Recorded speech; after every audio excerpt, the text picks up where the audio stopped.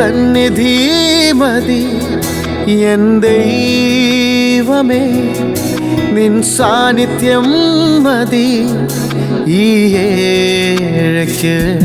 നിൻ ദിവ്യകൃപകളാ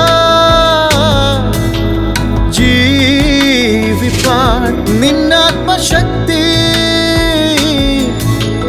പകരൂ നാഥാ. നിന്നാശിഷം ചൊരിയുക എന്നിൽ, നിന്നാശിഷം ചൊരിയുക എന്നിൽ. കേൾപ്പിക്കുക നിൻ സ്വർഗീയ നാദം.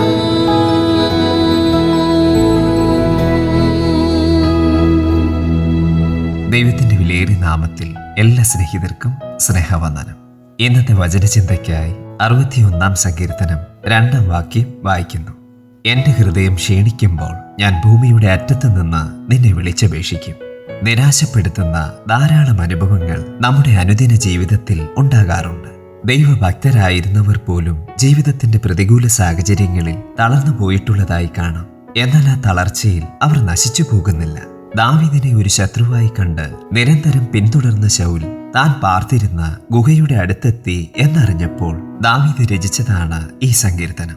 ഇത് തന്നെ ഭയപ്പെടുത്തുകയും നിരാശപ്പെടുത്തുകയും ചെയ്യുന്ന അനുഭവമാണെങ്കിലും താൻ തളർന്നു പോകുന്നില്ല. ഈ അവസ്ഥയിൽ ദൈവത്തോട് ദാവീദ് വിളിച്ചപേക്ഷിക്കുകയാണ് ചെയ്യുന്നത്.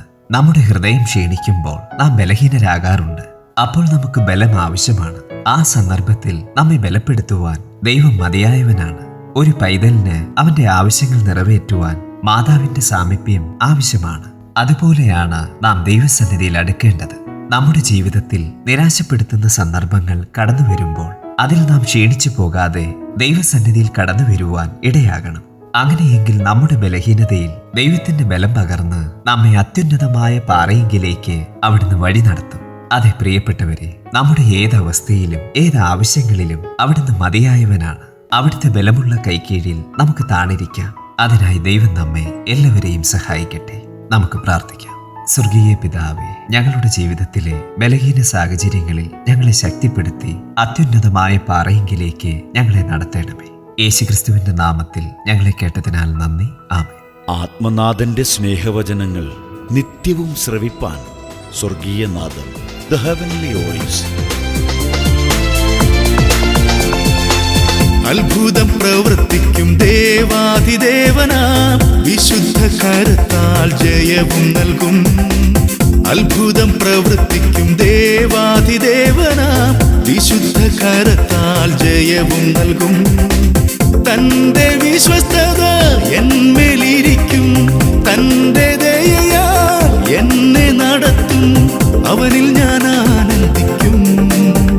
എന്റെ സർവവും യേശു മാത്രമേ, അവനിൽ ഞാൻ ആനന്ദിക്കും. എന്റെ സർവവും യേശു മാത്രമേ. നാഥൻ സന്നിധി ഉല്ലസിക്കും ഞാൻ, തന്റെ നാമത്തെ ഉയർത്തിടും ഞാൻ. സർവപുകഴ്ചകൾക്കും സർവമഹിമകൾക്കും യോഗ്യനായവനവൻ മാത്രമേ. സർവപുകഴ്ചകൾക്കും സർവമഹിമകൾക്കും